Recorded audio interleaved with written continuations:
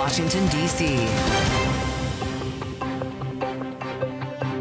Thanks for being with us on Balance of Power on Bloomberg TV and radio. I'm Joe Mathieu at World Headquarters in New York. We've got a lot in store here after an election night in Washington that coincides with a government shutdown that has now reached its longest in American history at 36 days. President Trump blaming the election on the shutdown. And we're going to have much more as Democrats sweep elections across the country. All this as the Supreme Court hears arguments coming up here on a pivotal day in American politics. We're hearing arguments on the president's tariff regime, and we'll have much more on this as we go forward with the best of Bloomberg starting right now at the Supreme Court. And all this comes after a pivotal night on the campaign trail.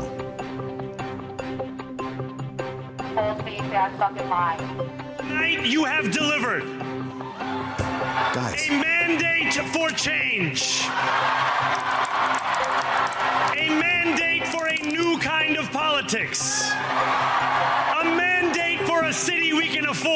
In 2025, Virginia chose pragmatism over partisanship. So New Jersey, the future is now. Roll up your sleeves, let your passion flow. All right, as mentioned, joining us now from outside the Supreme Court is Bloomberg Washington correspondent Tyler Kendall. We'll have a lot more on the election results coming up right here. Tyler, give us a sense of the stakes as the arguments are delivered.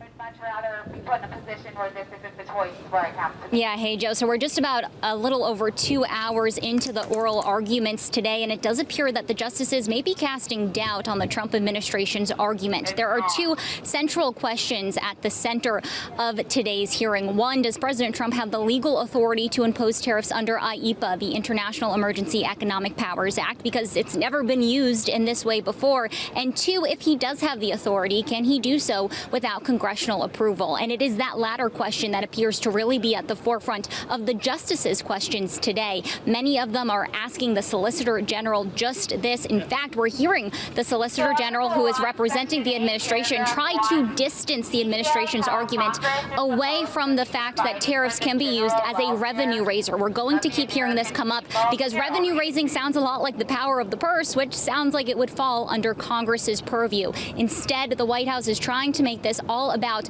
foreign actors and national emergencies. The other part of this is that in order to invoke IEPA tariffs, the president had to declare a national emergency, and we're hearing some of the justices question whether or not those so-called reciprocal tariffs enacted over this national emergency, according to the administration, of persistent trade imbalances, meets that legal standard for an unusual and extraordinary circumstance in order for there to be a national emergency. There's a lot still to follow here in this case, but Joe, we heard the plaintiffs argue that the administration could have used other tariff powers, and that might become even more pertinent depending on how this court case goes. We know the administration is preparing these other authorities like Section 232, those national security tariffs, and we're not expecting the levies to go away. But Joe, I'll leave you with this. About 60% of the tariffs so far implemented this term are tied to IEPA, so this could have some pretty sweeping impacts. Boy, it sure sounds like it. Tyler, can you give us a sense of what we're hearing? We're obviously on TV and radio here, but it's a pretty noisy situation behind you. How many folks have turned out at the court for these arguments?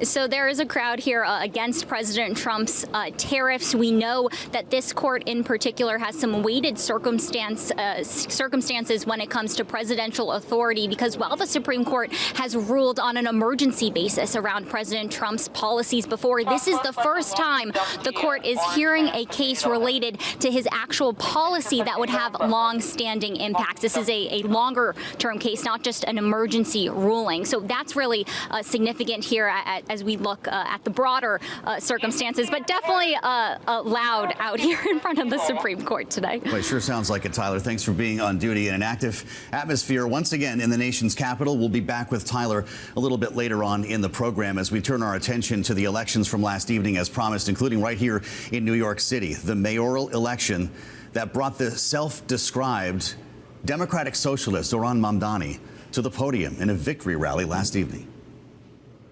The conventional wisdom would tell you that I am far from the perfect candidate. I am young, despite my best efforts to grow older. I am Muslim. I am a democratic socialist. And most damning of all, I refuse to apologize for any of this. A speech that's still resonating today for Democrats and Republicans here in New York and around the country. And joining us now from New York City Hall, Bloomberg News senior reporter Myles Miller. What's the mood there today, Myles? Oh, yeah, it's a mood of transition, right? We know that Zohran Mamdani has to move quickly within the next 2 months to get his team in order. And what we're hearing is that this team will look a lot like 2 city halls ago, the city halls of former Mayor Bill de Blasio, trying to bring in some of the firepower and some of the strong management and government experience that his opponents throughout the race said he did not have. What we saw just moments ago was Zohran Mamdani naming his transition team, among them a name very familiar to viewers of this program, listeners of this program, Lina Khan. She is one of the co-chairs of his transition, the former head of the FTC, and it shows you where he is thinking about for his affordability pitch. He said that he needed to bring up Donald Trump in his speech because he was going to fight against him, use the city's law department, the city's lawyers, in an effort to fight against cuts to city funding, to fight against ICE being in the city, and all of that. He also mentioned Jamie Dimon by name, saying he's willing to sit down and meet with him to figure all of this out about his affordability push. He said companies spend on average about $22,000 per employee in order to figure out how to do childcare for those employees, whether it be Bright Horizons or whatever provider they use. And so he said that that is keen to the finance community in the city. He's also talked about raising the corporate tax and taxes on wealthy New Yorkers. But this was a whirlwind night and really a mandate for him for change, a mandate for affordability in New York City. Myles, we've heard a lot from President Trump, of course, on this campaign, calling Zohran Mamdani a communist, promising or at least threatening to pull federal funding from the city. Does New York expect that to happen? I think that they're going to have to get ready for that. So the transition has a lawyer right now, someone who is very close to Mamdani, and he will have to work with Mamdani on how to come up with the messaging around any pullbacks of funding. And then when he takes office on January 1st, I think one of the first things he has to do, besides his first deputy mayor, is get that corporation counsel, get a tough lawyer in office to figure out how they're going to fight back against Trump, because that's going to be what the city does. We saw just a few months ago when the federal government under Elon Musk and Doge literally pulled back money from the city's account because of the handling of the migrant crisis here in the city. And they expect stuff like that to happen again with Trump. Trump has said he's not sending money to New York City under a so-called socialist. We'll see if that actually happens. All right, Myles, great to have you live from City Hall. Myles Miller, Bloomberg News senior reporter this day after the election. As we try to widen our scope here with someone who has a bit more involved when it comes to this campaign. Don Levy, director of the Research Institute at Siena University, is with us. I think we might have that wrong on the camera there, guys, as we try to broaden our scope here. Don, it's great to see you, and I'd like to get granular with you, if we could, here on the New York mayoral election. We've talked a lot about the personalities involved here. Talk to me now about the neighborhoods and how Zohran Mamdani pulled this off. Well, it certainly is a mandate. We saw turnout in New York City greater than we've seen in 30 years. Mamdani himself garnered over 1 million votes, most especially dramatic vote totals amongst young people, college-educated voters. He did extremely well in areas of Brooklyn, Manhattan. The only borough that Andrew Cuomo was victorious in was Staten Island. Obviously a historic Republican stronghold. And at this point, it does appear that relative to polling, there was some movement. Curtis Sliwa's vote relative to polling ended up migrating a little bit towards Andrew Cuomo. But with Mamdani crossing that 50% mark, that's a sweeping victory, over 1 million votes cast for him. And it really comes down to affordability, affordability, affordability. I mean, that's where he kept his laser focus. that polls extremely well in New York City, New York State in general, the entire country. And if you compare Mamdani's support on that issue to the current low polling that President Trump is receiving in terms of how well he's doing on addressing affordability, those battle lines are clearly drawn. Right now in New York City, there is this sweeping groundswell of support for Mamdani. Now we're going to see what takes place as he moves to take office. How well can he deliver? Can he hold this enthusiasm that he garnered in the election? Got it. So in this case, when you consider these results and you look across the country at some of the other races that we were tracking in New Jersey, for instance, right across the river, down in Virginia, the Democrats who resonated with voters were quite different than Zohran Mamdani, and there's a difficult conversation, I guess. Maybe it's not difficult, but a family conversation among Democrats to figure out what the playbook is for the midterm elections. Is there going to be a jackknife approach where Democrats offer a menu of selections, or do they need to find a unifying message? Well, sure. I mean, there's a lot of talk about who's the face of the Democratic Party.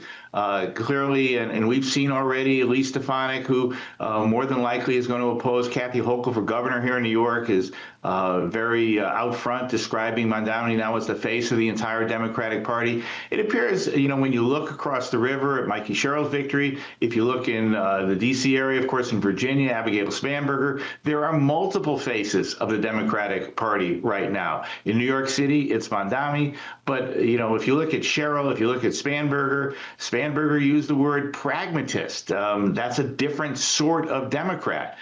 So right now, I think Democrats, what they share in common is that the issue of affordability, the issue of, how well has President Trump done in nearly a year in office of addressing what he said was going to be a new era of prosperity.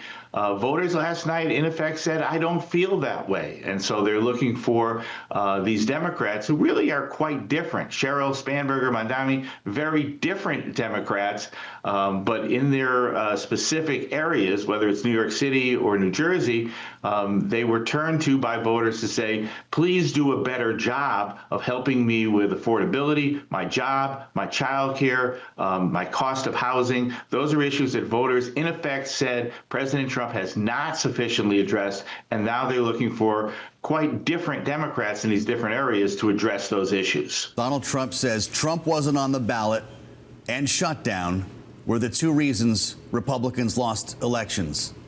Is there anything to that?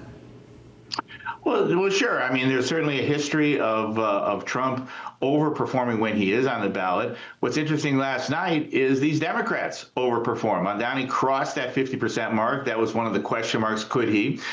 Sherrill overperformed relative to how Harris had done in New Jersey, how Murphy had done in New Jersey. And so at this point, is it a question of Trump not being on the ballot, or is it a referendum, at least in these elections here in 2025, in these states as to whether Trump's policies have been sufficiently effective for these electorates? The answer last night, and if you widen the lens to California, some elections in Pennsylvania, even local elections in places like North Carolina, the Democrats had a very good night. And it seems to be more than just whether or not Donald Trump was on the ballot. It seems to be how people feel about the country. We continue to see on the right track, wrong direction question, Americans are unsatisfied with the direction of the country. They're unsatisfied with just how much it costs to be an American today. They called for change last night. All right, let's pull out the lens even further and go all the way to the West Coast with California, Don, because guys like you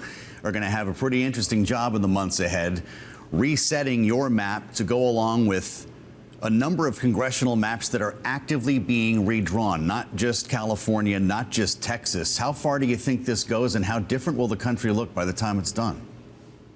Boy, it's anybody's guess at this point. You know, when we're talking about 5 seats potentially in California, at least that many in Texas, maybe being redrawn, gerrymandered, action taking place in states like North Carolina, Illinois, potentially Ohio, you know, here again in New York. The maps are as yet not known. It still comes down to no matter how well the various parties in power in these states end up drawing these maps, voters are still going to make a decision. They're still going to show up and vote, and they're going to vote on how they feel when it comes to the 2026 congressionals. But that season, obviously, and I think you're opening up that can of worms. Yesterday's election is over.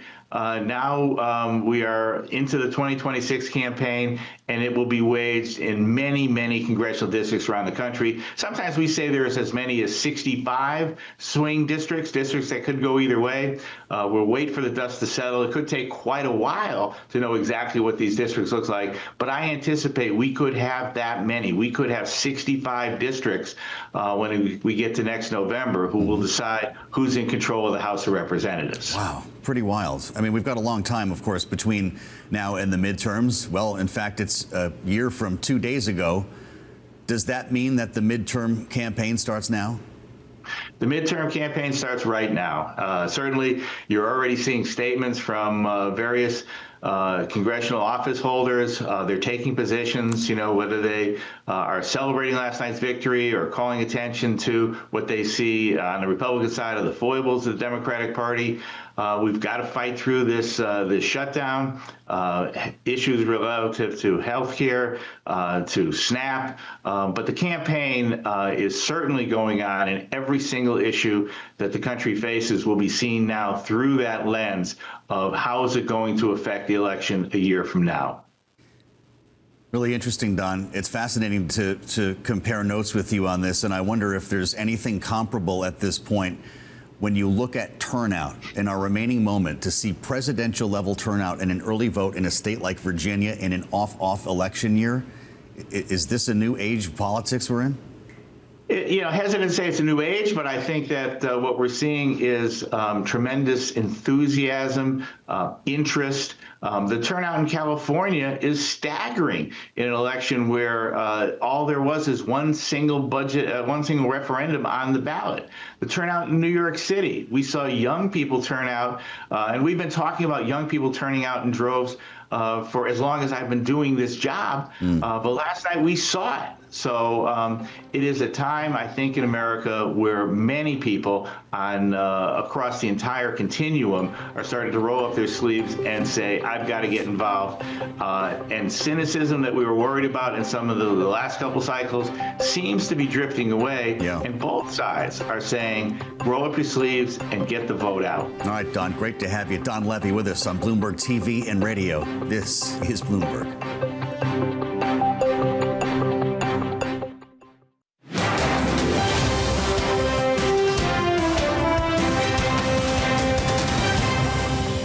It's Balance of Power on Bloomberg TV and radio. I'm Joe Mathieu at Bloomberg's world headquarters in New York this day after the elections. As we pick through the results, it's a day of reckoning, you could argue, for both Democrats and Republicans. Democrats are trying to resolve a great evening when it comes to election results, but competing messages between the victory that we saw in New York City in the mayoral race to the moderate Democrats who won in states like Virginia and New Jersey. It's a very different conversation for Republicans this morning as the president posted on Truth Social. Trump was on the ballot and Shutdown were the two reasons that Republicans lost elections tonight. We heard from the president earlier today as he summoned Senate Republicans to the White House for a meeting on all of this, picking up the pieces from the elections and dealing with a government shutdown that is now historic, 36 days, the longest of all time. Here's what we heard from President Trump this morning. I thought we'd have a discussion after the press leaves about what last night represented and what we should do about it, and also about the shutdown and how that relates to last night. I think if you read the pollsters, the shutdown was a big factor, negative for the Republicans, and that was a big factor. And they say that I wasn't on the ballot was the biggest factor.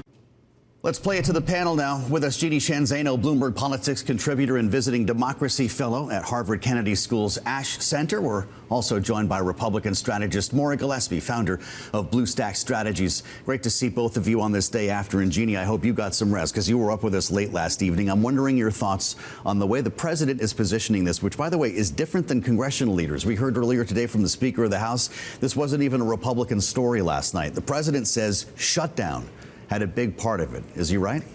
I think shutdown does play a big role in this, but I also think he is wrong about the fact that he wasn't on the ballot. I read this very much as he was on the ballot. He was lording over this election, and Americans were speaking. 1 year ago today, millions of Americans elected him to address the cost of living, to address affordability, to address the economic woes that they are feeling. And he has, particularly in the last month or two, been completely out of touch on that issue. He's allowed this government shutdown to go on. When asked on 60 Minutes about it, he said, we'll just keep voting and then we'll use the filibuster. So I think the president is out of touch. And don't even get me started on the Great Gatsby-themed party again, the ballroom in the White House. I've learned my lesson. Yes. He's out of touch, and he was on the ballot. And this is a wake-up call for him and Republicans that the American voter is going to hold them accountable. He won by millions a year ago. He's got to be focused like a laser beam on the economy. He wasn't in Washington for much of the last month.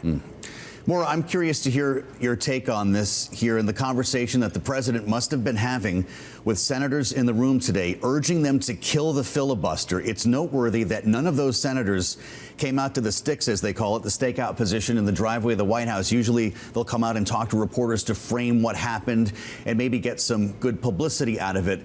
They all went out the back door from what we understand, and I wonder what you think took place in that room.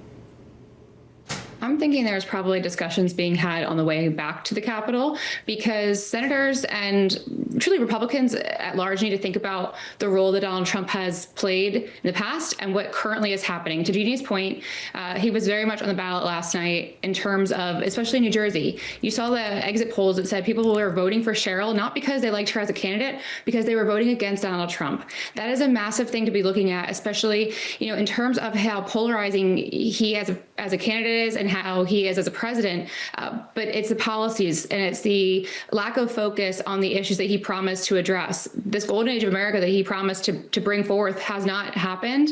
And I think Republicans and leadership are thinking, okay, 2026, we need to figure out a new strategy, because Trump being attached to us may actually be a problem. If we don't turn things around, if we don't start really pumping into the economy like we promised, they're going to be the ones who have to answer for it, because Donald Trump's not going to answer for it. He does not on the ballot again. And he quite frankly doesn't seem to really care what happens in terms of his, no one's really seeming to stop him, right? So I think that Republicans in Congress are having separate conversations from the president himself. Really interesting. So we step across the Potomac to Virginia to consider the impact that the shutdown may have had on some of these elections last evening, as well as, if we remember something called the Doge, the impact on the federal workforce, not just furloughs, but layoffs, going back to the start of this administration. Abigail Spanberger winning in double digits last evening as a moderate Democrat in a state teeming with federal workers. Let's go back to her rally last night.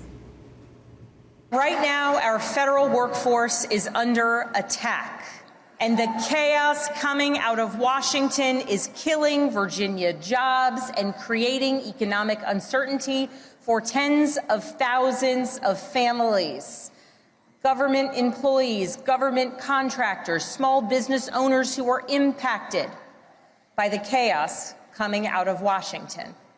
Virginia's economy doesn't work when Washington treats our Virginia workers as expendable. To those who have been impacted by the mass layoffs, by furloughs, by the hardships that you are experiencing, please know that I will direct the full power of the governor's office to support you. And tonight, as the governor-elect, I call on Congress, Republicans and Democrats, and our president to make real progress on bringing this shutdown to an end. She won by more than 15 percentage points. Jeannie, that's more than Ralph Northam's blowout in 2017. So I guess the question is this a DMV story, District, Maryland, Virginia? Is this something that has to do with Virginia's proximity to the Capitol, or are we going to see this around the country? I think it has to do with that, but I also think it's bigger because as you look down ballot, the fact that the Attorney General candidate on the Democratic side, who was incredibly flawed, he also won, I think was a remarkable statement to how angry people are at the Republican Party. And we saw that in down ballot races in red states, in blue states, in purple states, whether it was Georgia, whether it was Maine, whether it was Virginia. So I think it is both of those things. And I think when we look at what Abigail Spanberger is talking about, the governor-elect, the reality is that Donald Trump fell into a trap that many elected officials do, and this is a warning to Mayor-elect Mamdani and all the governor-elects and everybody else. Don't overread your mandate. He overread the mandate. People certainly want to make government smaller, but you don't just carelessly and recklessly go in and fire hundreds of thousands of people and then try to hire them back. You don't start putting tariffs on Canada because somebody put up an advertisement. You don't sort of take tariffs and yank them up to 50% on Brazil because you don't like what they're doing to the former president, right? This is an overreading of a mandate. It's very common in American and other politics. Trump has fallen into this trap, and Republicans will pay the price. So I think that's what we're seeing in places like Virginia and, quite frankly, across the country. Do you feel as strongly about this as Jeannie does, Maura, and keep New Jersey in mind? We heard this was too close to call. It was a 1-point race. Mikey Sherrill had a double-digit result here and flipped at least 5 of the Trump-supporting counties back to blue last night. What was behind it? You know, when you looked at the breakdown of different counties and how they voted in the past elections, there was also this, truly, it comes down to Trump, right? I mean, I do think that people who were voting against Trump, they weren't necessarily voting for Mikey Sherrill. They were voting against Donald Trump. And in a similar situation with Jay Jones in Virginia, you're looking at people who weren't voting for him and as an endorsement of him as a candidate, because quite frankly, I think a lot of people had problems with him as a candidate, but they're voting against Donald Trump to say this is not okay what's currently happening, and they wanted to use their vote to do that. And Republicans, the ones who voted for Trump in large swaths, those MAGA diehards, either they didn't show up or weren't inspired by Winsome Earls and others. And so I think that's what you're seeing. I just don't think that Republicans are ready for what's coming in 2026 if they fail to address the issues that are concerning their voters, which is affordability. And it's not, rounding up children at their schools and deporting them. That is what you heard from many people who were giving exit poll interviews and their concerns. And they may have been Trump voters before, but that's not what they wanted, right? You're hearing this a lot, is that this isn't what I voted for. This isn't what I voted for. And so you heard a lot of that last night. You heard a lot of that today. People felt either compelled to switch their votes or not show up at all. Jeannie and Maura, thank you so much. We'll have a lot more with our political panel in hour 2, as always, of Balance of Power here on Bloomberg TV and radio. We've got a lot more to talk about, including Prop 50 in California and the redistricting effort that's now spreading across the country. But we want to update Wall Street for you here. Let's take a look at the Wednesday trade now with power moves on Balance of Power. Bloomberg Markets correspondent Norah Mulinda. Looking pretty good today, Norah. Stocks up, yields up, crypto's up, VIX is down. What else do you want? Well, Joe, we are seeing stocks bouncing back for what we know to be yesterday's declines. You are seeing dip buyers starting to emerge in the market, really trying to capitalize on yesterday's lows here. Of course, you are seeing the S&P 500 up about 0.8%. NASDAQ also popping up higher, almost at 1% right now as we speak. Bitcoin also in focus. Of course, we know this is a cryptocurrency asset that we like to keep an eye on, especially as we think about people taking on more speculative bets. Of course, we do know that Bitcoin did pull back just yesterday. A lot of people looking at that $100,000 level, but we are seeing Bitcoin up about at 103,000 right now. But of course, in focus still remains the government shutdown. This and the fact that we are seeing a lack of data right now in the market for a lot of investors to make decisions here. Of course, we did get ADP, private payrolls data, and we are really parsing through a lot of earnings that are coming through. So let's take a look at what's going on here with bonds. Of course, we are seeing bonds sliding here, but we are seeing yields, ticking up just a tad higher here. So just keeping an eye on the 10-year yield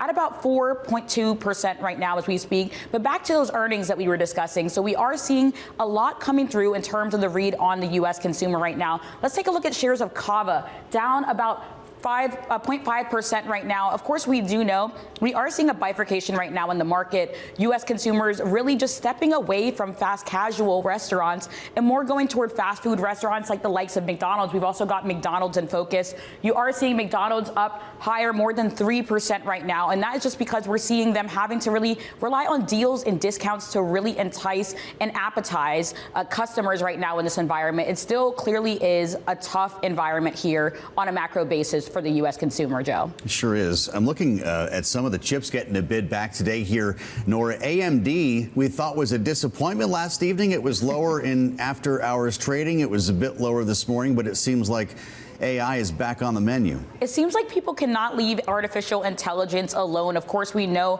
that has been the bid so far this year and last year. A lot of people really betting on this AI boom. So you were seeing some weakness in shares of AMD. And we were thinking about this, of course, when we were really dissecting Palantir Technologies, which reported earlier this week. We are seeing people being a bit more critical of the AI boom, but you are still seeing people really seeing this as a good bet for them.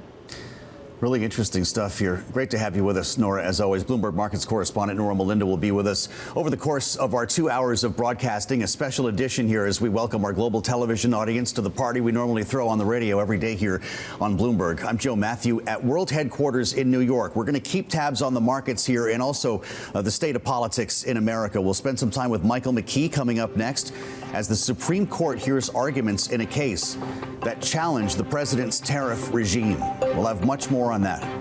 Live from Washington in a conversation with Greta Peisch, partner at Wiley Rein, as we connect the dots on both ends of Pennsylvania Avenue on the Wednesday edition of Balance of Power on Bloomberg TV and radio.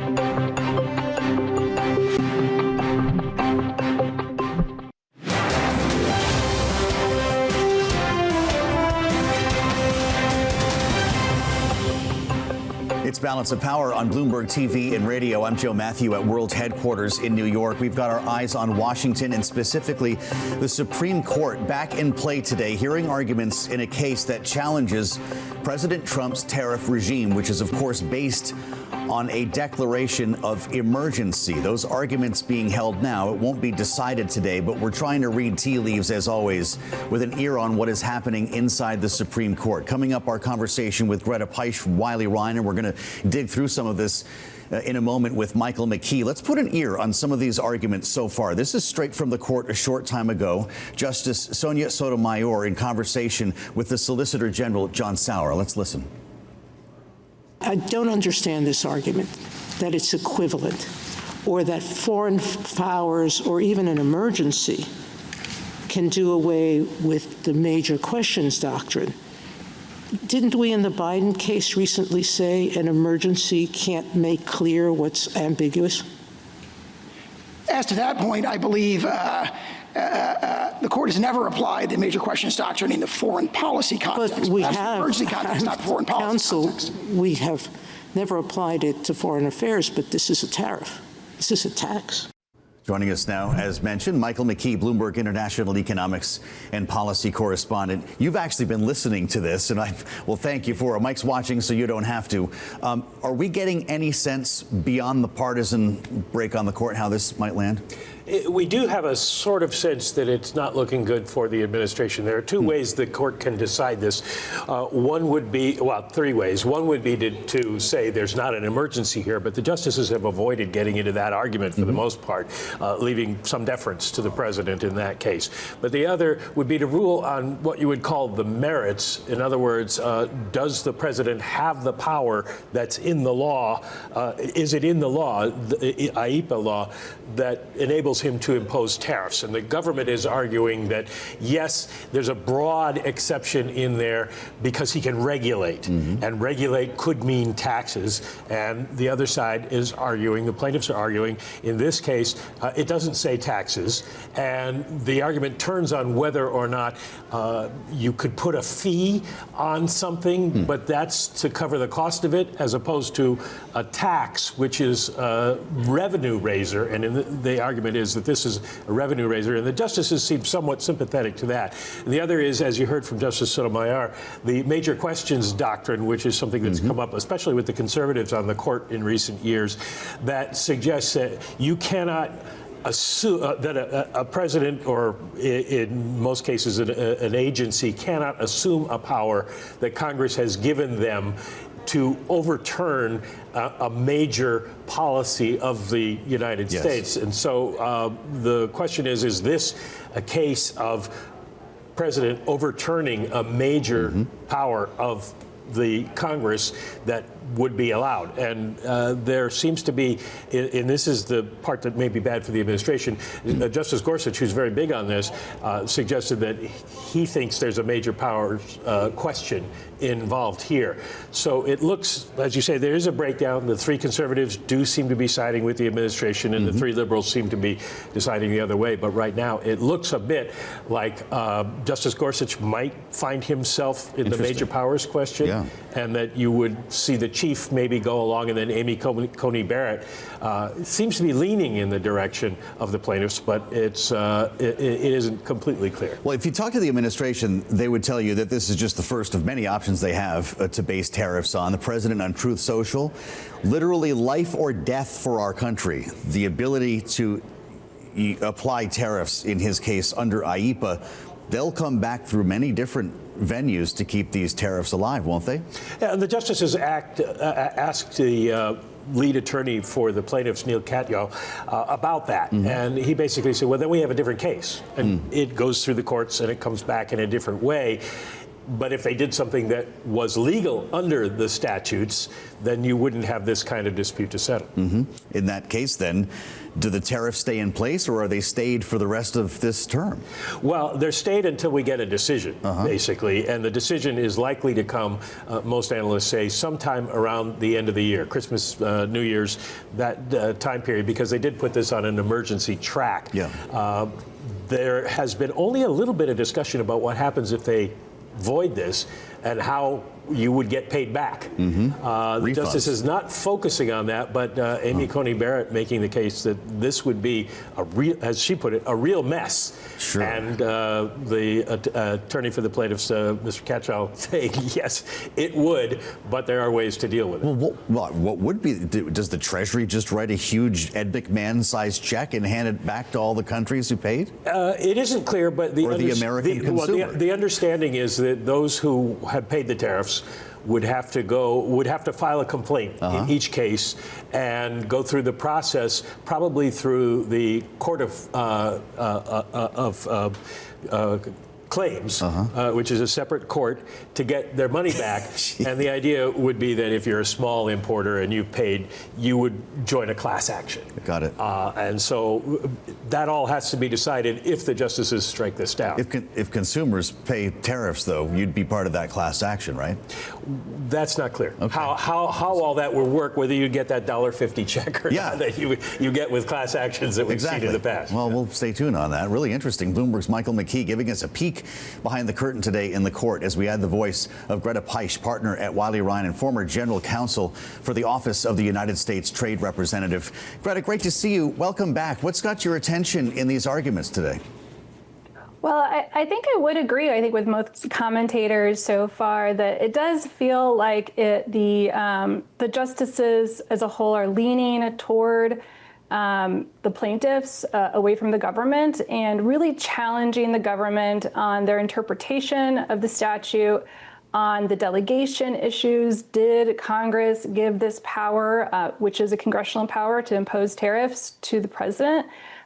We had Justice Barrett asking a lot of really pointed questions about the words in the statute, their meaning, and whether they encompass this authority. It's obviously not over yet, and I'm wondering when you expect to hear a decision and if that will simply lead to another batch of tariffs based on a different emergency. So the court is considering this case on an expedited basis at the request of the government and the plaintiffs. So we do expect, consistent with that, to have an opinion in a couple of months. It's not a hard and fast rule, but that's the expectation. And so that will be the moment of truth of whether these actions can continue. I do expect the administration to be already considering a plan B. We even have heard administration officials talk about other authorities that they may employ to put in place a similar tariff policy. The president is clearly very committed to this policy, to the negotiations that have been undertaken, and they'll find a way to pursue it. It may not be as flexible or as fast or have the advantages of this authority, but I do believe that they will find other means to essentially recreate the tariffs that they have today. President Trump, as I mentioned earlier on Truth Social last evening, said the case is literally life or death for our country. If this is overturned and there needs to be some sort of refund program, Greta, how would it work? Well, it's a bit to be determined, right? It will depend in part exactly what the opinion will look like. It will depend on what stance the government takes, whether they will be amenable to providing refunds with limited process. But in any event, the normal course is that each individual importer has to request the change in their entry, their customs entry, and the refund. And it's on a case-by-case individual basis. And I think as a threshold matter, one question will be, does the outcome of this case apply to everybody? Or does it just apply to the plaintiffs in this case, right? And so do other importers need to join a class action, bring another case in order to have the same right to a refund as the plaintiffs here? If the tariffs were struck down again, what would be the formal investigation timeline? Because there is a process here, right? Investigation to impose new tariffs. Yeah. It would depend on what authority the administration uses. They could quickly put some tariffs in place under this Section 122 authority that was mentioned in the arguments today, which relates to balance of payments, but it's a pretty low cap. It's temporary, but you could put it on quickly. Other tariff authorities, Section 301, these are the China tariffs that were put in place in the first Trump administration. Those take some time. It's an investigation, but the tariffs can stay on a long time. You can go up as high as you want potentially. So there's pluses and minuses to different authorities. Do they want to act fast? Do they want to act with the tariffs that ultimately will have the longest term and the greatest impact? Those are decisions that they would need to make. They've been seizing on some of the president's moves here that are considered a bit more erratic, like the recent extra tariff on Canada that was over a TV ad, what we saw in Brazil because of the way they were treating someone he considered a political ally. Will these moves and the rhetoric that surrounded them impact the outcome of this case?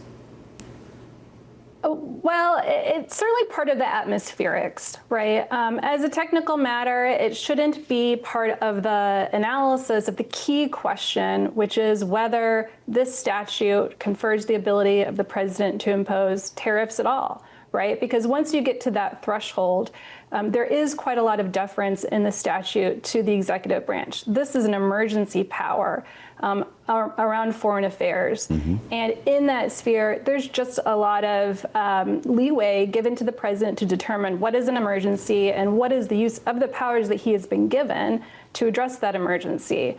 And the question is one of those powers tariffs? Because if it is, I think there is a lot of discretion that can be used by the executive, and that's something that's forming the backdrop of the justice's consideration of this case. But really, and what their focus was today is on the words and what those words do or do not do as far as giving that power over from Congress to the president. Are you watching Justice Gorsuch, as Michael McKee suggested, Greta?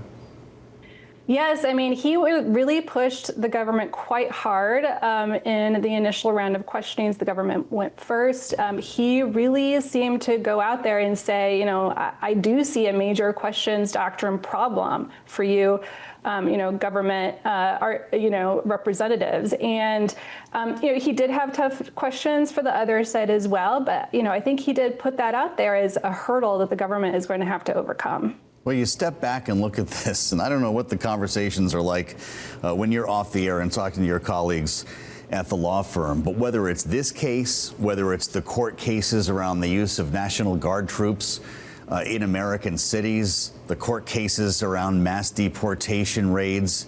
Greta, is this the golden age for lawyers in Washington?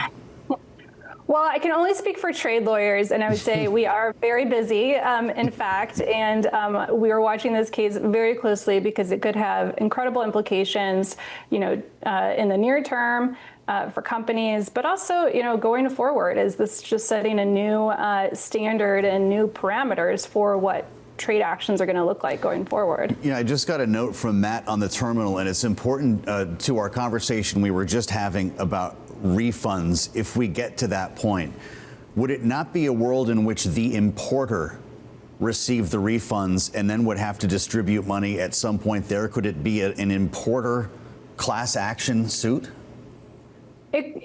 Theoretically, yes. Small importers in particular, right? We're going to have thousands and thousands of individual companies. It would likely not make sense for each company to bring their own case, right? They're going to have varying tariff burdens that they have paid. And so class action is, one possible avenue to get that relief. But it is the importer. It is the importer of record who paid the tariff, who brought the product in, made the filing with Customs and Border Protection. And that's who will be requesting the refund in this case. Interesting. So how many more levers in our remaining moment, Greta, does the administration have to pull here if the court says no? It has several. It has, as I mentioned, 122. This is a balance of payments authority. It has Section 301, which is country by country, has some delay, more limited.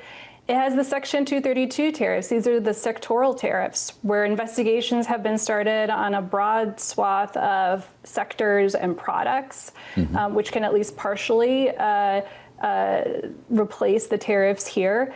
And it has even older, more obscure statutes that haven't been used. Section 338 with Justice Alito mentioned today that could be exercised. And so it really has a menu of options, pluses and minuses across them, and so we'll just have to see what happens. Always great to tap your expertise. Greta Peisch, partner Wiley Rein, thank you so much for being with us on Balance of Power on Bloomberg TV and radio. We're going to bring you to the Supreme Court coming up in just a couple of moments at the top of our second hour. Bloomberg's Tyler Kendall is standing by with a crowd right now in front of the court. We'll also be talking with Republican Congressman Nick LaLota of New York. It's all ahead on Balance of Power, the day after the election on Bloomberg.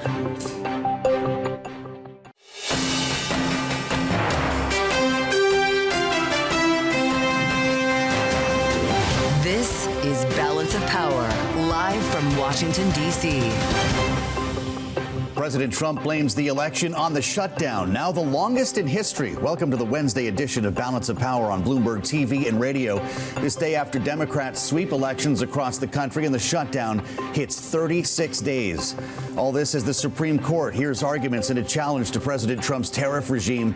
It's a pivotal day in American politics, and we'll get the latest on all these developments from the best of Bloomberg following a big night on the campaign trail. New York, tonight you have delivered a mandate for change, a mandate for a new kind of politics, a mandate for a city we can afford. In 2025, Virginia chose pragmatism over partisanship. So New Jersey, the future is now. Roll up your sleeves, let your passion flow. We'll have a lot more on the results straight ahead from last night's elections with Myles Miller in New York and with our political panel. But we start at the Supreme Court this hour and Bloomberg Washington correspondent Tyler Kendall. It's been a pretty active environment there, Tyler, as the court hears arguments against Donald Trump's tariff regime. What's happening in that building behind you? Hey, Joe. Well, the case just wrapped up moments ago, and we did see the justices draw some perhaps skepticism when it comes to the administration's legal arguments here. Now, there are two big questions that were in front of the court today. One, does President Trump have the legal authority to impose tariffs through IEPA, the International Emergency Economic Powers Act? Because this is an authority that has never been used to impose tariffs before. The second question is, if he does have the legal authority to impose tariffs through IEPA, can he do so without congressional approval. And that really was the point that we saw justices drill in on when it came to their questioning of the Solicitor General. It was interesting to hear, and this is going to come up a lot as we follow this case, the Solicitor General tried to pull the administration's argument back from the fact that tariffs are a revenue raiser. Because when you think about revenue raising, that sounds like power of the purse, which would be a power given to Congress. Instead, the administration is trying to make this all about navigating foreign affairs and being able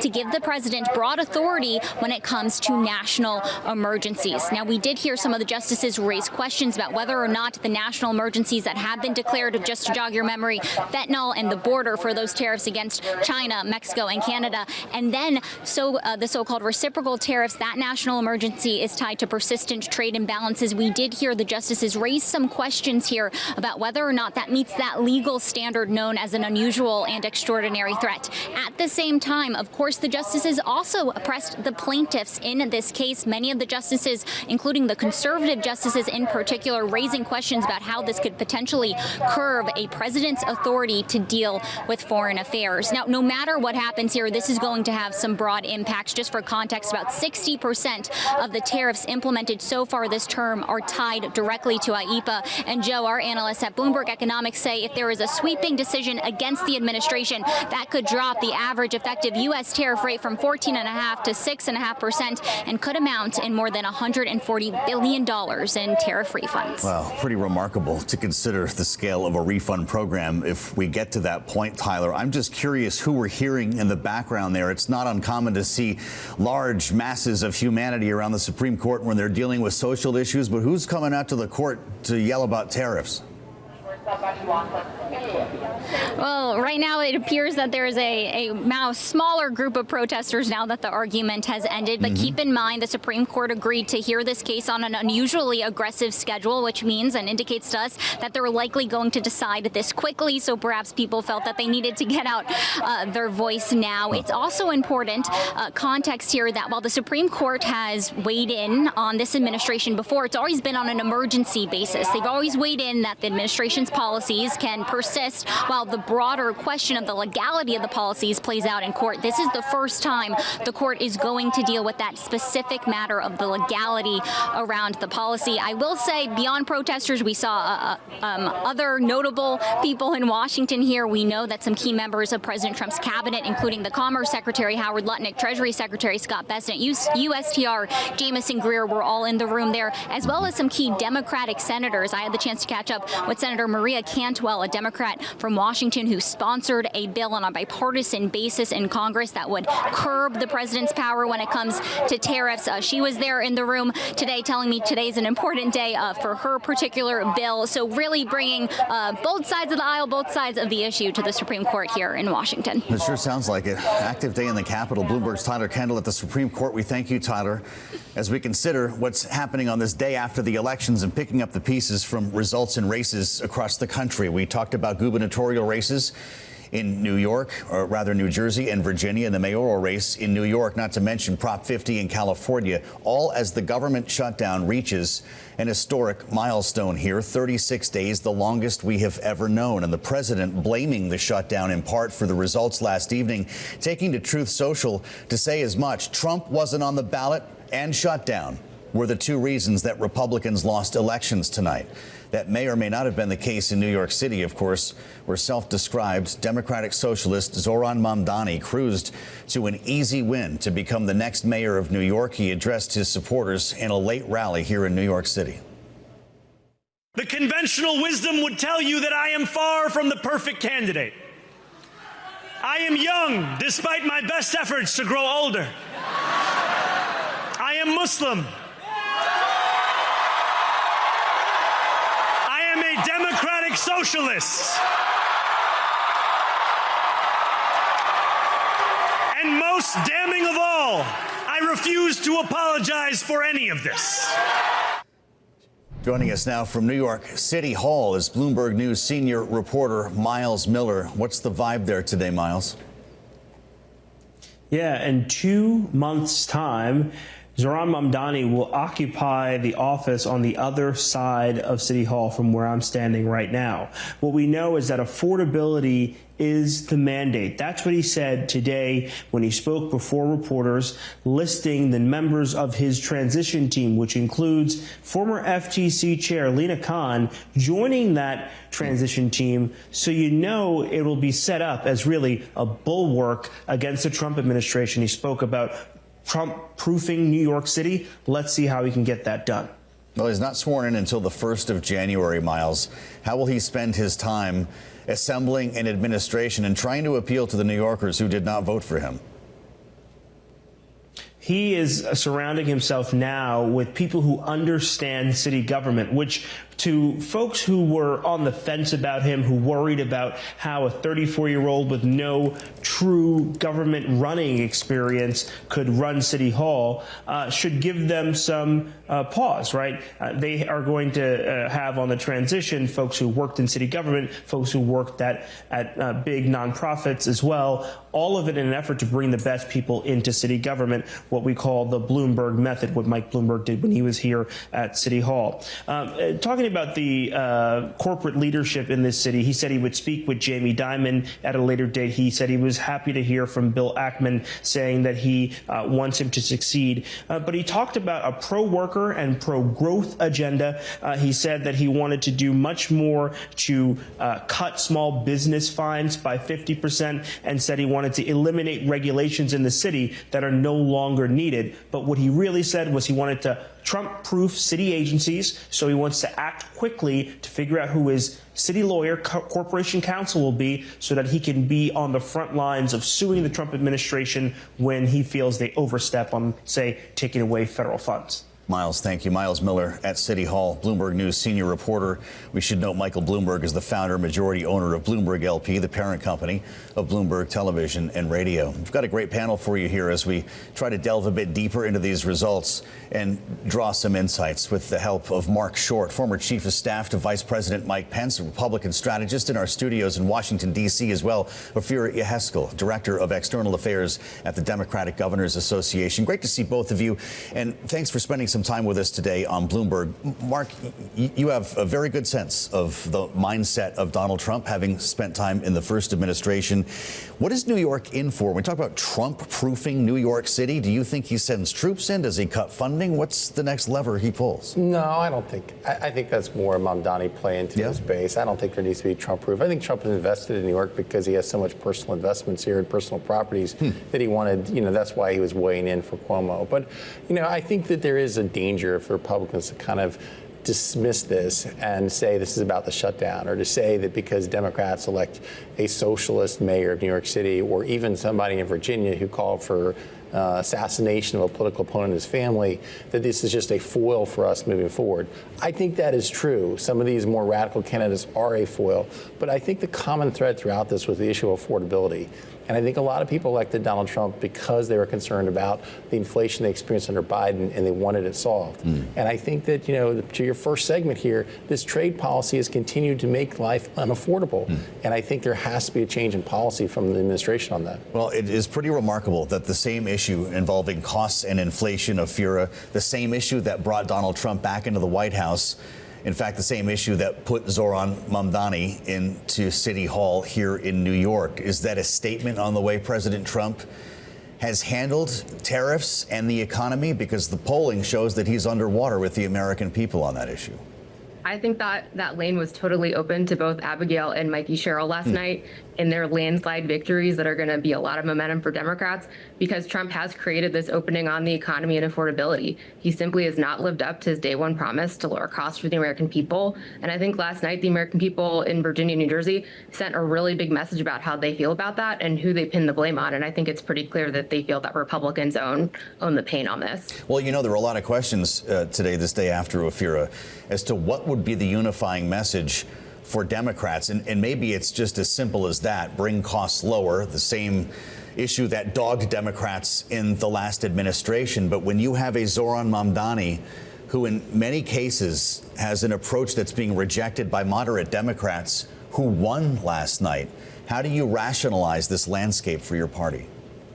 Well, I think costs carried the day. And even before Donald Trump was reelected, Abigail Spanberger launched her campaign for governor and was talking about costs and the economy and affordability. And I think that's a roadmap for Democrats in the midterms in 2026. And clearly there's a lot of momentum here. We at the DGA certainly are going to ride this wave into really putting our campaigns on offense. And I think that'll mean that we're able to run competitively in places that maybe we weren't thinking about before, expanding the map in places like Georgia, like Iowa, maybe even Alaska. I think because we did see last night that the American people are hungry for leaders who are going to take action to deliver for them on the economy. And Democratic governors in particular, I'm biased, as you know, Joe, I think have a real record of delivering for that on the economy. And I think the American people recognize that last night resoundingly. Well, it's been said, even on this program since we came to air, Marc, that the midterm campaign cycle starts now.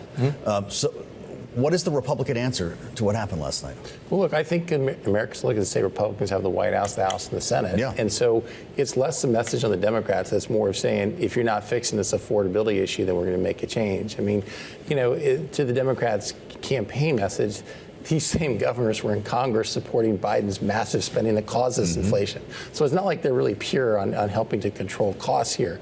But I think that naturally the American people are going to say, well, which party's in control? And they're going to be an expectation that they lower costs. And I think as long as Republicans in Congress are abdicating their responsibility of who is in charge of tariff policy, then they're going to naturally be blamed for this. So I think over the course of the next year, you may see Republicans begin to break more with the administration on this trade policy and begin to assert some of that control back in their hands. Ofirah, President Trump says it was the shutdown, the fact that he was not on the ballot and the shutdown that caused Republicans to lose last evening. Is there any truth to that? I think the American people were very clear. It was cost. It really was cost, and that they wanted to see leaders who had plans on affordability. Yheskel had a day one state of emergency plan to do something about utility prices, which, talking to voters in New Jersey, that's really on their minds. I talked to somebody who had a utility bill last month of over $1,000. Abigail had plans on healthcare, lowering healthcare costs, energy costs, housing costs. I know that's on the minds of people every single day. And these kitchen table issues have really been a roadmap for success for folks running statewide. And I think that's something replicable for folks in our party who are looking ahead to the midterms next year and are looking for a message I think that will really be salient. And I'll just point out, yesterday we saw Democratic shifts in almost every county in New Jersey and Virginia. Yeah. I think that sends a really big message about how powerful the message that both Abigail and Mikey ran on was. And we also overcame historical precedent in New Jersey. I don't want to let that point go unmet. We had Republicans who invested big in those states. They were supposed to be competitive races, and we had landslide victories in both of those states. I think that sends a really big message about how people feel and what kind of leaders they're looking for. And I think Democratic governors in particular have been really able to meet the moment on that. Well, if the shutdown had an impact anywhere, it had to be Virginia, with the thousands of federal workers who live there and have been furloughed or laid off, depending on the case. But there was also a candidate quality issue, if you ask people. And you live in the Washington area, Marc. You know Virginia politics resident, pretty well. You get that, and so am I. Look no further than the president's former political advisor, Chris LaCivita. A bad candidate and a bad campaign have consequences. The Virginia governor's race is example number one. Is that true? Well, look, Chris was formerly the executive director of the Republican Party of Virginia. He knows Virginia well. But I think this is more of a caste blaming that the administration doesn't want to have responsibilities. They want to push the blame down on Winsome Earl Sears really never connected, though, did she? No, I don't think she did. But I think that there were other candidates on the ballot. Like, to me, the more shocking one is to see Jay Jones overcome, I think, a great candidate in Jason Miyares, despite his text change about killing a political remarkable opponent. Result. So I think that this was less about how far left or how moderate were you. This was again about an issue of people still feeling like there's an affordability issue, and that I think was driving the message. I think Republicans need to address that. Yeah, I'm really glad that Marc mentioned Jay Jones. Ofirah, what do you make of this? Does it say more about the strength of Abigail Spanberger that everybody rode the coattails to victory, or was that the check on Trump, as his ads promised, that Virginia wanted? Well, I think Abigail Spanberger sent a really big message last night and clearly had coattails up and down the ballot. Last night, we saw huge gains in the House of Delegates. I think that's going to mean a lot of progress for folks in Virginia. But I would be remiss if I did not point out, to Marc's point on Winsome Sears, the RGA spent just as much money on electing her as they did Glenn Youngkin. And I think that really does go to show that they thought she was a candidate who could maybe make the difference. And so I think it really is a question of what her focus was, it was not the economy. Time and time again, Abigail was filling that lane, talking about how she was going to lower costs for Virginians, and I think that's why she carried the day pretty resoundingly last night. Wow. We haven't talked about California yet and Prop 50.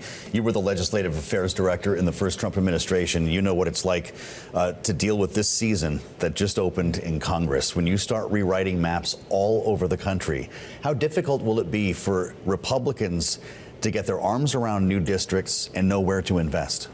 I've always been a skeptic on this strategy because they're based it on the 24 map and what happened in 24. And when the Democrats put forward an incredibly weak candidate after 4 bad years, there was a lot of people who crossed over and supported Trump, wanting to secure the border and wanting to restore the economy that he had in the first administration.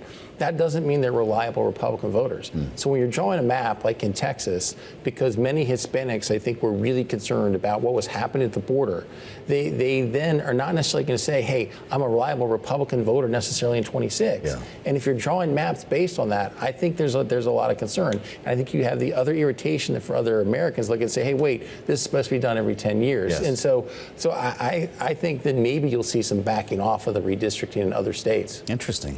Ofirah, we've got less than a minute left, 30 seconds. It was said on this program more than once that if Gavin Newsom got Prop 50 across the finish line, he'd be the Democratic nominee for president in 28. What do you think? I think the elections I'm focused on, Joe, are the ones coming up in 2020.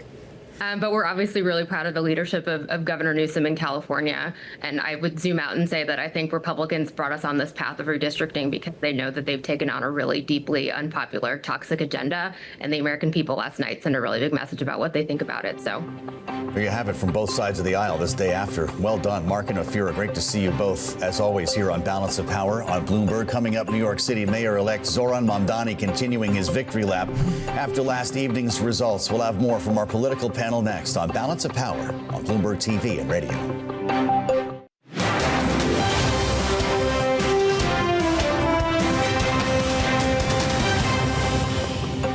It's Balance of Power on Bloomberg TV and radio. I'm Joe Mathieu at World Headquarters in New York as we sift through results from election night. Thank you for being part of our conversation here on Bloomberg TV and radio. New York is where we start with our political panel, and by New York, I mean Manhattan, the mayoral race that brought Zohran Mamdani, the Democratic socialist, to a resounding victory last evening, calling into question what will be the unifying message for Democrats as we now begin the race to the midterms today. Is it the Democratic socialist approach here in New York City that won the day? Clearly, Mamdani promising lower costs, as did Yheskel, the moderate Democrat who won the governor's race last evening in New Jersey, but with a very different approach to handling prices. Let's go back to last evening in both races. For as long as we can remember, the working people of New York have been told by the wealthy and the well-connected that power does not belong in their hands. Here in New Jersey, we know that this nation has not ever been, nor will it ever be, ruled by kings.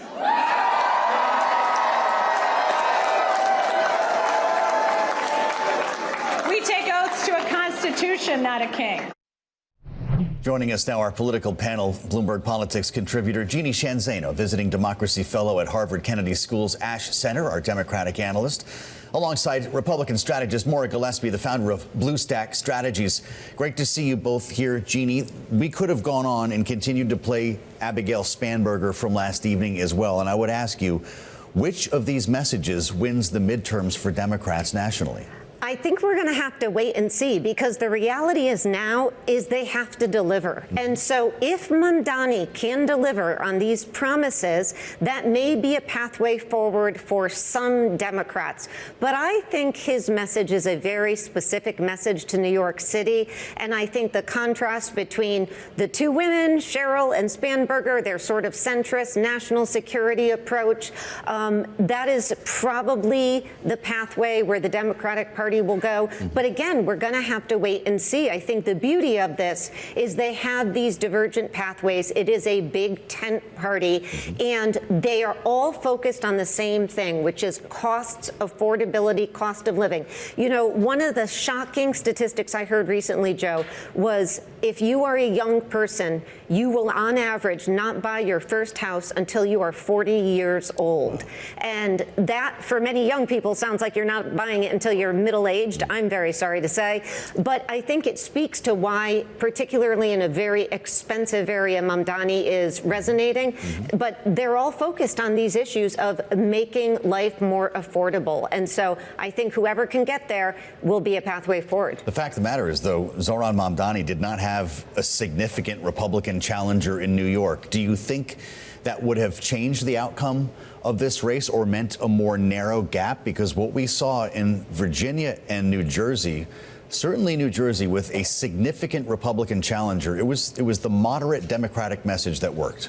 Yeah, you know, we don't know what would have happened had they had a stronger Republican candidate or had the establishment wing of the Democratic Party put up a stronger candidate. But the reality is the margins, as you mentioned, in New Jersey and in Virginia suggest that people are frustrated with the status quo and the Republicans. And this was a very strong message to Donald Trump and what has happened in the last 10 months, particularly as it pertains to the economy. But again, now Mamdani is going to have to put up. He is going to have to show up, and he is going to have to show that he can deliver. This is all about delivery. And also, I think in all areas, they can't do what Donald Trump has done, overread a mandate. They won by big margins, but they've got to focus narrowly on what they promised to do for their constituents. So, Norah, let's bring you in here with the Republican answer. What would you rather run against? A socialist who has great energy and momentum, or a moderate who can appeal to independents?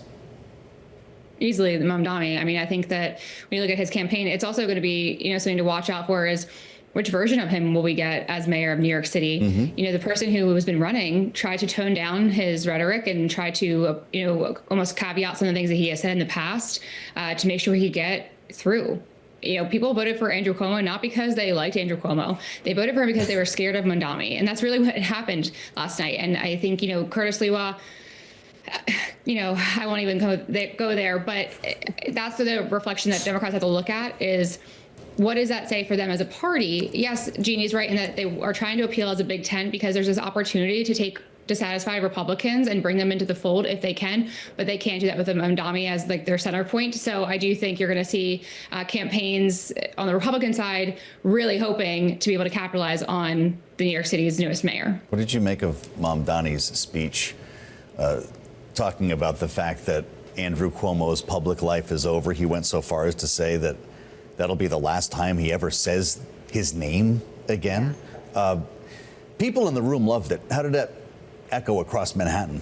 It's one of the things that is concerning to me. I described it as bold, audacious. Anybody who thought he was going to moderate that speech, starting with Eugene V. Debs, the socialist, twice quoting Mario Cuomo, he spoke directly to Donald Trump. Turn up the volume, he said. I know you're watching. I mean, it was bold. I think he is responding to this push from Democrats, his constituents, who have been wanting for the last 10 to 12 months somebody to take on Donald Trump.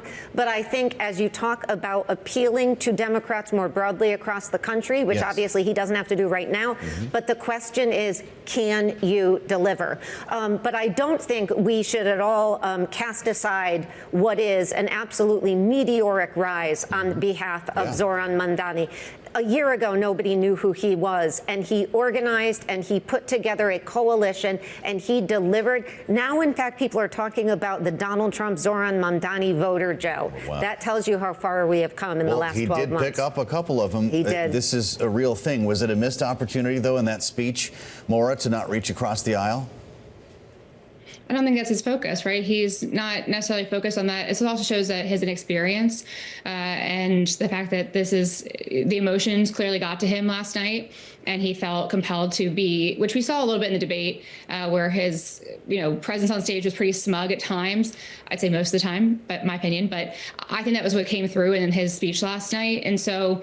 No, I don't think he's seeking out a way to be part of the Democratic Party. I think he has his own agenda, and Democrats are, and that's why you saw like people really hesitant to give him endorsements. They really were apprehensive at best. I mean, even Hakeem Jeffries, the minority leader, he gave a tepid endorsement. Chuck Schumer refused to. Barack Obama also struggled in that department. So I think that the Democrats are still feeling it out, but they have a bigger issue looking ahead to the 2026 midterms of how to galvanize people the way that he did. And I think it starts by going and meeting people where they are, talking to them, doing the grassroots approach, and really getting into the weeds of the issues, but with people directly. And that's what they need to be focused on. And so do Republicans. I mean, again, I'm a Republican, and I think that our messaging has struggled to focus on the affordability. And it's where I'm hoping that Democrats like Senator John Thune will direct his colleagues to say, let's talk to our constituents and maybe distance ourselves a little bit from what the president's agenda has been. Well, it's interesting what Jeannie just said. What is the Trump Mamdani voter? We saw him pick up, realizing it in the single digits, pick up Trump voters here in New York. Does that have to do with a certain style, not being a typical politician out of central casting, or does it actually involve issues? I think it involves the fact that you're reaching someone, you're being polarizing. Again, they have so much similarities. They've been able to tap into what people's fears are. They've been able to tap into their concerns. And when Jeannie mentioned that people aren't going to be able to buy a home until they're 40, millennials there's been polls that show that they are the highest educated population, but yet the lowest paid. That's just a problem. And so a lot of the people who voted for Mamdani also probably voted for Trump in the sense that they're looking for somebody who's promising them affordability, promising them a brighter future that they currently have as far as the financial stability that they're seeking to get and currently can't find it attainable. So really that's what's been tapped into. Unfortunately, I think that we're being misled by both Trump and Mamdani because they have big promises that sound great, but when it comes down to how will this actually happen, it's not there. Well, it sounds like maybe they have a lot in common then, Jeannie. They do. And another thing that struck me, and I don't know if this struck you and Norah last night, when you looked at that party they were having, there was a DJ on stage. We're hearing a lot of talk today about the 100,000 volunteers for the campaign, which is astonishing. That was a campaign in which people, Gen Zers in particular, it was an antidote to their loneliness. That's how it's being described. And we hear similar things on the other side with Donald Trump and with formerly Charlie Kirk and the ability to reach people and really speak to them, as Norah was just talking about. So I think that is something that truly does get out people who otherwise tend to stay home. I mean, we had over 2 million people turn out in New York City. That goes back to the 1960s. 1 million of them voted for Zohran Mamdani, who becomes this first Muslim, youngest in a century leader, but really appealing to people where they sit and including those young male, Latino, and people of color who have been disenfranchised from a world that they think doesn't speak to them and that they don't recognize. Boy, we're learning a lot and raising new questions just 24 hours later.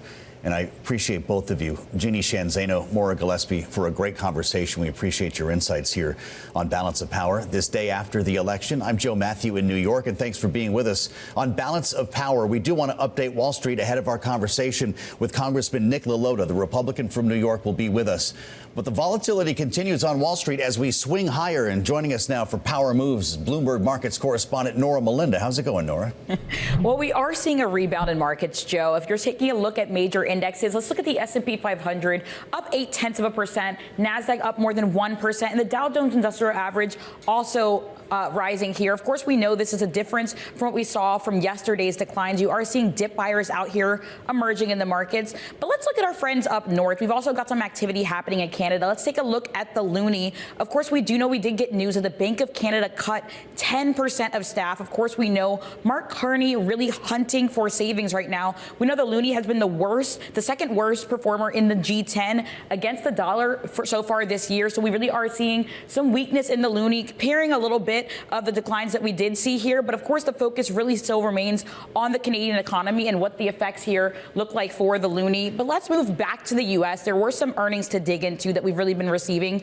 A great read on the U.S. consumer. Let's take a look at shares of Cava, down about 1.4%. Of course, we know this company slashing its outlook in terms of sales growth. A lot of consumers really gravitating toward fast food restaurants and steering away from fast casual restaurants like Cava. Of course, McDonald's being a beneficiary from a lot of the consumers running toward fast food. We are seeing shares of McDonald's up about 2.7% here. And this is, of course, the company using deals and discounts to really entice the U.S. buyer right now in this environment. But Live Nation not doing too well. Of course, it's really just underscoring what the health of the U.S. consumer looks like, as we are seeing a sales miss here for the company. Maybe not as many concert goers as you would think right now. We are seeing shares of Live Nation plunging almost 8% right now in the trade. This, of course, also talking about income tax pressure that we are seeing from the Trump administration's tax and spending bill. This really pressuring shares of Live Nation here, Joe.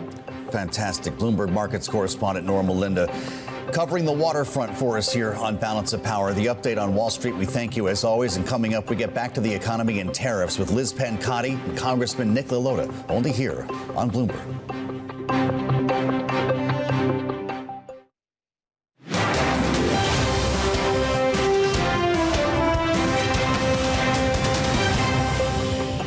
It's Balance of Power on Bloomberg TV and radio. I'm Joe Mathieu. Thanks for joining us. On the Wednesday edition, we're standing by here from Donald Trump, the president due to speak shortly in Miami. He's addressing the American Business Forum on what is the first anniversary of his White House win. It was indeed 1 year ago today. America voted Donald Trump back into office, and so we're curious to hear what he has in mind, having already weighed in on the elections from last evening, saying Trump wasn't on the ballot and the shutdown were the two reasons that Republicans lost elections tonight. Back in Washington, D.C., the Supreme Court is the focus today, hearing arguments in a case that challenges the legality of Donald Trump's tariff regime and the emergency status that it's based on. If the court votes this down, rules this down, I should say, we could be talking next about a massive refund program to the tune of billions of dollars. Joining us now for more on this and the state of the economy that drove voters last evening is Liz Pancotti, Managing Director of Policy and Advocacy at the Groundwork Collaborative. Liz, it's always a pleasure to have you, and I wonder if you've had a chance to hear some of the arguments today, because this court does not seem to be inclined necessarily to agree with the administration. That's right. Yes, I was able to listen to most of the oral arguments this morning, and justices seemed pretty skeptical about the president's authority under IEEPA, an International Emergency Powers Act, to inflict his, so-called reciprocal tariffs on businesses and consumers around the world. I think the big question is, even if the court does hold that IEEPA gives Trump this authority, he will, even if the court does not hold that Trump has this authority, the real question is how these refunds will go into effect. The federal government has collected $195 billion in tariff revenue during the fiscal year ending in September, and Treasury Secretary Besant has suggested that the numbers are even higher since then, and they expect to collect $500 billion this fiscal year. Companies are already waging class action lawsuits to line up for those refunds, and it's not clear if they'll pass them on to consumers, which have really paid about 55% of those higher costs, according to Goldman Sachs. Yeah, we were talking about that earlier, Liz. Presumably these refunds would go to importers, right? Would there be any protections that consumers have in a world like that? Not to my knowledge. I think it'll be really chaos even for those businesses to collect them. And this came up in the court discussions earlier today. The Trump administration had argued in court over the summer, saying that courts did not need to intervene for an injunction pausing these tariffs, because if the Supreme Court later ruled they were legal, they could just simply ruled they were illegal, they could just simply refund businesses. Whereas today in court, the Trump administration argued that it would be really quite a colossal, chaotic process to get those refunds to businesses. But I do not see us seeing a lot of consumer refunds in store here in the future. And the question is, a lot of businesses have hiked their prices to cover those increased tariff costs, even if they don't pass on the refunds consumers have already paid. I think it's an open question as to if businesses will lower their prices as those tariffs come off. Well, boy, these are great questions that are being raised along with these arguments. But when you consider the law that the emergency framework the president is basing this on, it's one of many options that the administration could use to justify tariffs, right, Liz? So if the Supreme Court says no in this case, would we be talking refunds or the next round of lawsuits for the next round of tariffs? That's right. There are a myriad of backup options the president can cobble together to inflict new trade barriers, implementation of which will really only create more confusion for American businesses and consumers. He has already launched about a dozen of investigations under Section 232, which is kind of one of those options on things like copper, critical minerals, pharmaceuticals, and semiconductors. There are a number of other options he could pursue, some of which do not involve investigations that have to happen beforehand, but maybe their rates are capped at 10 or 15%. I expect that, and we have heard from the Trump administration that they will pursue other options based on the arguments today, depending on where they go. The other thing he could pursue, this came up in arguments a lot, is there was a big distinction drawn in arguments this morning around tariffs versus full embargoes. And so what we could see is the administration pursuing full embargoes of imports from different countries, which would have even greater effects than high tariff rates have had so far. Great. Liz, thank you. It's always good to see you. Liz Pancotti of the Groundwork Collaborative. We've been talking about Donald Trump and, of course, watching him here on Bloomberg TV. Let's bring you in the room. In Miami, the American Business Forum is underway. The president just took to the podium this 1 year after being elected back to the White House. This is live on Bloomberg. President Trump speaking live in Miami at the American Business Forum. You can hear more on Live Go on your terminal if you want to follow along with the speech here. And if he starts making news on the elections last evening, we'll keep tabs on that for you. Picking up the pieces here from quite an election night, and we've been talking a lot about what happened here in New York last evening, the mayoral race, as well as the gubernatorial contests in New Jersey and Virginia, Prop 50 in California. And we put them all together now in a conversation we've been looking forward to with Republican Congressman Nick LaLota of New York. He's with us live on Bloomberg. And Congressman, we welcome you back. I know that you're probably questioning what took place last evening in Manhattan. Have you made plans to move out of the state yet? Now, hunker down here on Long Island, my constituents and I are quite anxious as to what socialist Zohran Mamdani will do in New York City. Of course, he campaigned on a lot of wacky ideas. He's an anti-Semite. He wants to raise taxes by $9 billion. He called the NYPD a racist institution. He has this idea that's failed everywhere else about government-run grocery stores. We here on Long Island and elsewhere in New York State are anxious about what will be caused by those policy initiatives. We fear that too many people will leave New York City, especially wealthy folks will flee to red or low tax states like Florida, like the Carolinas, like Texas now. And when they leave and the government doesn't stop spending, the rest of us are going to be held holding the bag. And that's an unfortunate occurrence that I hope that Kathy Hochul, despite endorsing Zohran Mamdani, puts a stop to. She has the ability to stop a lot of these crazy ideas at the state level. A lot of them require state enabling legislation. I hope that Kathy Hochul, who endorsed Zohran Mamdani, comes to her senses and puts a stop to this socialism. Well, you're clearly not a fan, and I know that Zohran Mamdani, I don't want to get too far into this, has said repeatedly that he's not an anti-Semite. He has been very critical of the Israeli government. I'm just wondering what you think the response from President Trump will be. He's promised to pull federal funding from Manhattan, and as a New Yorker, I'm guessing that's going to be a problem for you. Was that a threat or something you're worried about? Well, I want to fight for every dollar to come to New York State. We were pleased to help increase the state and local tax deduction by fourfold, increasing it to $40,000. It's going to help a lot of hardworking middle-class families, especially here on Long Island. I want to fight for more investments to come to New York, but there has to be accountability on the dollars that we send to the five boroughs. Their policies in the past about shielding illegal immigrants with their sanctuary city policies is problematic. We need a fix to that.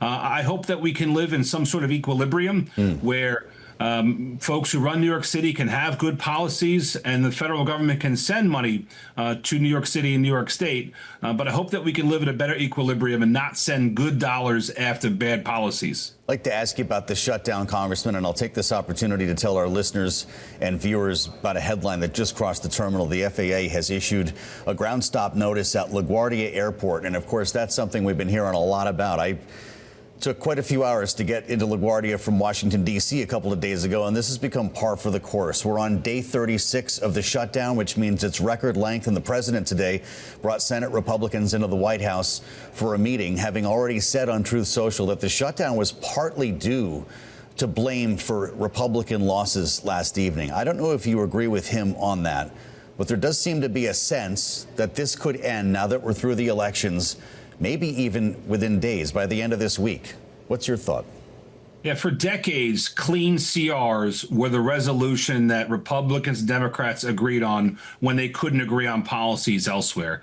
And you have to look at Senate Democrats to why they won't adopt that philosophy that's been adopted in Washington. Like I said, for decades, they're the ones who shut the government down. They're the ones that are causing these ground stops in places like LaGuardia, long lines elsewhere throughout the country, not having federal employees paid. I have the Brookhaven National Lab here in my district, 3,000 scientists and engineers. Some are getting furloughed, many aren't being paid. Our national security is at risk. Other things are just grinded to a halt.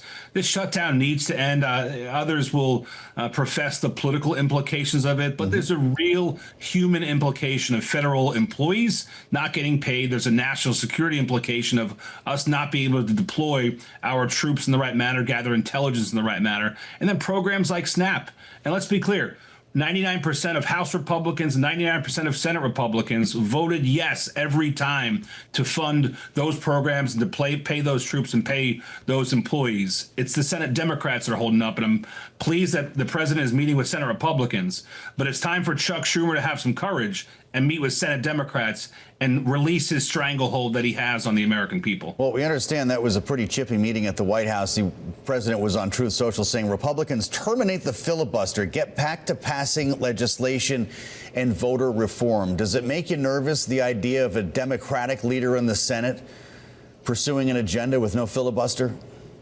Well, here's the ultimate question. The president is right to test this issue. The ultimate question is, if and when Democrats have the trifecta, the White House, the Senate, and the House, will they too honor this tradition of 60 votes to do policy and budgets in the Senate? If they will, then we probably shouldn't get rid of this filibuster. But the president's point is that they'll get rid of it the moment they have the trifecta. I think that is a pending question that needs to be probed by constituents, by the press. These senators need to be on record that either they like the filibuster or they don't, because we Republicans, we want to get our good policies through. We got the big bill through that lowered taxes, that strengthened our border, strengthened our national security. We were able to do that with just 51 votes in the Senate. A lot of other things that are good for the nation we can't do if we hold ourselves to the 60 vote standard. The president is right to be questioning whether or not Democrats, if they had the trifecta, would hold that same standard. And I hope that we come to a good answer here in the next couple of days or weeks. Well, they had the trifecta just in 2020, right? And they didn't do it. Is the lack of trust that bad on Capitol Hill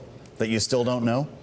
Yes, right now it is because of this CR issue. The lack of trust exists right now because Senate Democrats won't do the mere minimum and agree to a status quo, clean, no cuts, no gimmicks, no tricks, clean CR, which is, by the way, mostly Biden's policies. So the trust level is at a new all-time low. Wow. And that lack of trust is now making this 60-vote standard a little skeptical about, can we actually rely on this 60-vote standard in contemplation of Senate Democrats breaking tradition with passing? Says a lot about where we are. Republican Congressman Nick LaLota, great to see you from New York. Thank you. Let's meet. We're back in D.C. This is Bloomberg.